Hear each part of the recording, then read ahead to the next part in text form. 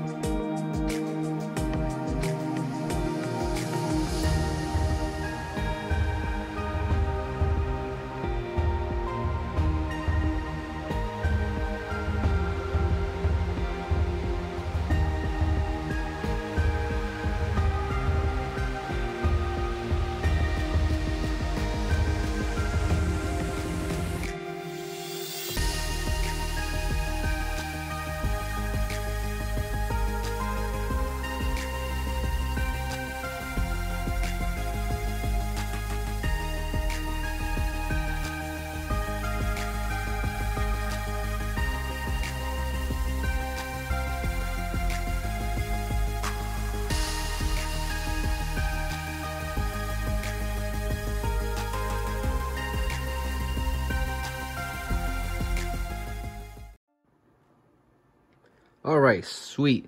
So I'm gonna be showing you guys my streaming setup today.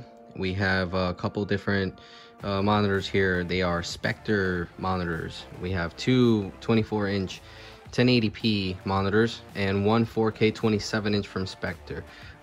Very fairly priced, very decent quality from them. You can actually see the difference between these two screens here. I went with them because they are budget monitors. They are perfect for what I need. Basically, this is my main monitor. This is the gaming one, so this is what I really needed. So I'll talk to you guys more about my setup and what I have. And basically, what I want to start out with is something that I'm really proud of, which is the actual desk. So this is the full desk here. And basically, this desk I actually hand built. It wasn't too bad. It took me about a day to do. I got two maple plywoods from the local hardware store. They actually cut them to size for me. I needed two to be stacked on the top for extra strength and just to be able to hook up everything that's in the back there. I will go over that in a second. And then just one 3/4 inch for the bottom so it can hold the systems. That way that they are out of sight. They look very nice where they are, and they're also able to breathe. The fans are all in the back. The back is fully open. That way you can kind of see everything that's going on back there. So what's on this desk is currently a Jello Comb keyboard and mouse combo. They're very quiet. I actually like them. Keyboard is a little louder than what I want it to be, but that mesh there does hold the sound a little bit better. As well as we have our controllers, charging stations for our PlayStation 4 controllers. And we do have the wired connections for the other two systems that are down there. I currently do stream from PlayStation, and most of my collection is PlayStation titles, so that is what we currently have down there. As well as we did get the Elgato streaming deck, very convenient tool to have, and we have our little cloud there, and I think that's Kadaj from Final Fantasy Advent Children. This is a stand that I have that I can fit a wire through and be able to charge my phone, so that way if anything's coming up I can currently see it right there. I also want to talk about this HyperX Quadcast microphone. Amazing quality microphone. I do love this thing. I do love the feature back here where I can just tap and it turns off, it mutes, which is perfect because sometimes I do clear my throat pretty often, so this is something that is definitely needed. Now this screen did come with a control arm for it, and I will definitely put a link below for all this stuff that I got here and the setup.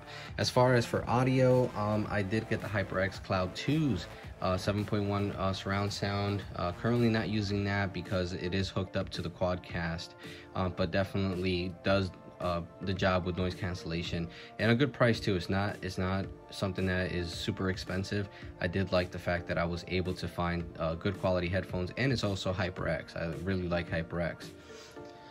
Up here we decided to go with a Logitech C920, and the Logitech C920 is actually hard to find right now.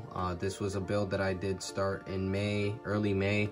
I did a full research on everything that I would need to create this setup, and today is my birthday, so I was able to put everything together right before my birthday and get everything done. Here is the Elgato key light. Very important piece. Lighting is definitely important. The lights that you currently see on the ceiling there are the lights I was using before for my previous streams, and they are currently not the best. They kind of do tend to hurt my eyes a little bit after I'm streaming. This just makes it so much easier for me to turn off all the lights and just put this bad boy on. I can control so much here. I can make the light blue, I can make it more warmer, I can even bring down the potency of it. I can make it brighter or less bright or dimmer. So very cool features there, and the Stream Deck is currently something that I am learning how to use, but it is starting to definitely grow on me with the amount of controls that I have. I'm able to turn off this light and turn it on just by the press of a button. I can bring down the percentage to anything I would like. Right now it's currently at 40%. It's a lot of light to definitely have. So let's take you guys around the back of this setup and show you kind of what's going on back there. Alright, so this is currently the back of the setup right here, and basically this is what you see It is on a stand, and everything is currently clamped up to the desk. We have our microphone stand clamped, we have the key light, and then we also have the webcam. And this is also another piece of equipment that I got here for video recording on my phone. So anytime I'm not live streaming, I'm recording off of my iPhone XR. Here's all the connections. The back of the systems. I also do have a pound cable HDMI upscaler for the PlayStation 2 and PlayStation 4 and PlayStation 3. And this is all the cables. I would highly recommend not doing what I did, which was going with 4-inch zip ties. Definitely get something a little bigger if you're gonna have something like this. It's gonna have a lot of wires, and I think cable management is important, because who wants to have all these cables laying around? Down here, some more cables. Some of the loose ones are HDMIs that are ready to plug into the Elgato down here. This is my video card, so this is currently where I do all of the streaming for the PlayStations. They go right in there, and it's also a 4K MK2. So this is definitely top of the line, ready to go. It's awesome. I love this thing. The picture quality is amazing. So the other thing I'll talk about is the PC that I got. Now, this wasn't something that I actually got. This was actually something that I built. This is my very first PC build, and I gotta say, this was very interesting to build a PC. I'd never done it before. And let's get under here, and I'll show you guys some of the cool features of this. So back there, we have an MSI motherboard. It's a Tomahawk Max. The fan that you see up there is going to be the processor. The processor I went with was AMD Ryzen 5. Now, I know on Elgato's website it does say that you need a Ryzen 7, but I did actually contact Elgato directly, and I got them to give me more specifications and see what I can get away with for a more budget build. So the Ryzen 5, now you do have to have a video card with this. The video card that we decided to go with was a Gigabyte 1650. So it's a little bit lower price. It's very good. It has 3 display ports. That's why you can see the 3 monitors. Now the gaming monitor actually does, once I turn off my system, does turn into the computer itself. And before this video is over, I'll certainly show you that. Then you see the Elgato down there. I also went with an EVA 450BR for my power supply. You don't need anything more than that. It also, this case also is from Thermaltake. So this did come with the RGB light fans, which is a nice little touch. I did look up how much RGB fans cost, and they're a little bit high price for me at this time. Maybe something later on for a future build or something like that. But this took me, I want to say, about 5 hours to build, and this was, like I said, my very first PC build. Never done anything like that before. All right, so back here I do have an AutoFull chair, computer chair. Very comfortable, very sleek. It goes with the colors of the Quadcast, red and black, and with the white lettering. I really like this. This looks really legit, really nice. Can't go wrong with that. And here is currently my gaming collection. So I've already done a separate video on that, so if you guys want to take a look at that, I will put that in the description below for my entire game collection. As well as these are some of the pictures that I've drawn. This was about 1.5 years ago. I actually drew all these pictures. I decided to finally frame them up and put them in some of the videos that I do, especially when I'm live streaming. We have some of my favorite characters as well from animes and video games. Now, as promised, to end this video, what we're going to do is we're actually going to power down the PlayStation 4. Alright, so basically we're going to be seeing when this turns off, it'll actually switch over to the computer. And there it is. And now basically it turns into the computer.